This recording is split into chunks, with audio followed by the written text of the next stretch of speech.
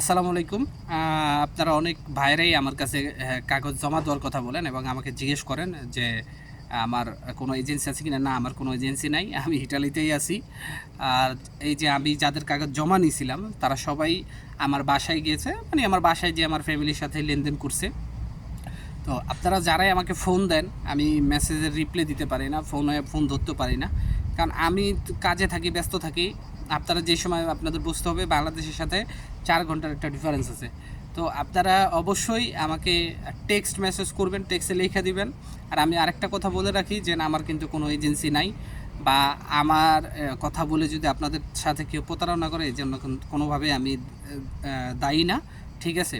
অবশ্যই আমার ভয়েস শোনার পরেই আপনারা কারোর সাথে লেনদেন করবেন বা কারোর সাথে কথা বলবেন, ইনশাআল্লাহ। আর যদি কেউ জমা দিতে চান তাহলে সে বিষয়ে বা জমার বিষয়ে নিয়ম কানুন এগুলো জানতে চান, অবশ্যই আমাকে টেক্সট করতে পারেন। আমি আপনাদেরকে ইনশাআল্লাহ যতটুকু পারি হেল্প করব।